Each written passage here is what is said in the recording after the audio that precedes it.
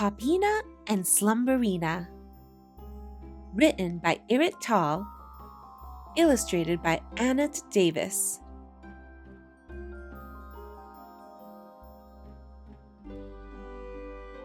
In the kingdom of Nimbusoi, great gladness and joy. Born to King Poppy and Queen Mina, a sweet baby princess named Popina. To mark the occasion and celebrate, in the royal palace, precisely at 8, a big party was held.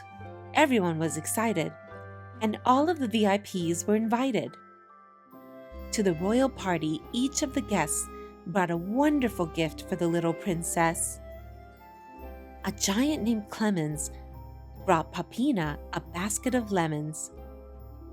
From an elf named Sunny, she received a jar of honey. From the fairy Daradel, Popina gave a silver bell.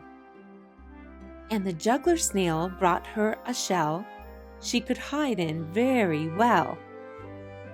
The great wizard McDowd gave Popina a rainbow in a cloud that appears outside her window like a bright balloon every Sunday in the afternoon. The pixie, Miss Schiff, brought Popina a gift. She could share with the neighbors candies in all flavors. But the present Popina loved most of all was the blanket she got from her Uncle Paul. It was green as the grass and soft as a sigh, as fluffy as a cloud that floats in the sky. Carrying it around was such a pleasure. The little blanket was Popina's treasure. Popina loved her blanket and named her Slumberina. No ordinary blanket would do for Popina. Oh no, Slumberina was special indeed. She had magical powers for times of need. When Popina was sad or something upset her, Slumberina could always make her feel better. When Mom and Dad were hard at work in the castle, running a kingdom can be quite a hassle. Popina missed them, but knew how busy they were. So she hugged Slumberina and Slumberina hugged her. Popina and Slumberina were the best of friends, together each day from beginning to end. Popina hugged Slumberina tight. Slumberina covered Popina just right. They went to sleep together each night and woke up as one in the morning light. The days went by and years went past. Princess Popina was growing up fast. But Slumberina didn't grow at all. As time went by, she just stayed small. "You're a big girl now, Popina," said Mom and Dad one day. "It's time you went to preschool to learn and laugh and play. You'll make new friends, girls and boys, sing funny songs and play with cool toys."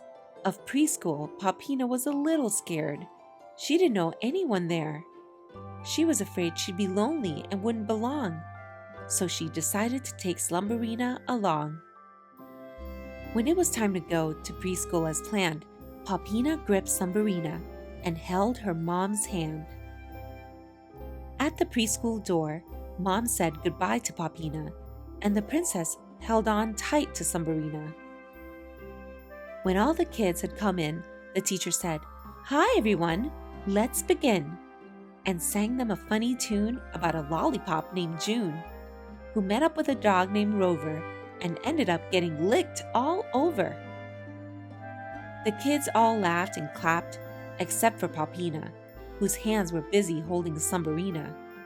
When the teacher and children held hands to form a ring, Popina just held Slumberina and missed out on everything. When the kids all played tag on the grass outside, Popina and Slumberina sat alone on the side. At the end of the day, when preschool was done, parents picked up their kids one by one. Dad came and said to Popina, "Let's go." But on the way home, something happened. Oh no! Slumberina accidentally slipped out of Popina's hand, and it was a very bad place to land. She fell in the dirt at the sidewalk's edge and was covered in mud and leaves under a hedge. To make matters worse, 2 snails who wanted to go for a ride saw a fold in the blanket and crawled inside. When they finally got back home, Popina needed a nap, so she sat on her bed with Slumberina in her lap. But before she could lie down and close her eyes, Popina was in for a big surprise. When she spread Slumberina, 2 snails crawled out, with a family of ants that scurried about. The little blanket was dirty and didn't feel nice. She needed to be washed, maybe even twice. Popina sat alone, thoughts running through her head, thinking maybe, just maybe, Slumberina's place is on the bed. But it would be hard to leave Slumberina each day. What could Popina do? She had to find a way. Popina thought hard and for very long, and then she said loud and clear, "I am strong. I'm loved, and I'm a big girl now. Whatever I want to do, I'm sure I'll know how. I can go to preschool. I can make new friends. I can face my fears, and I'll be fine in the end."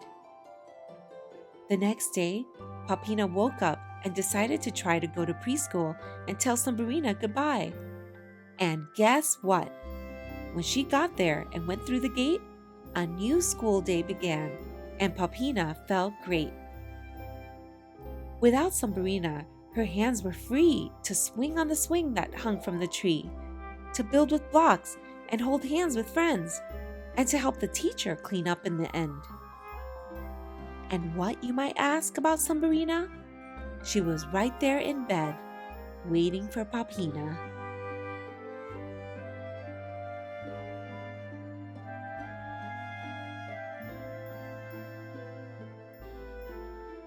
Thanks for watching.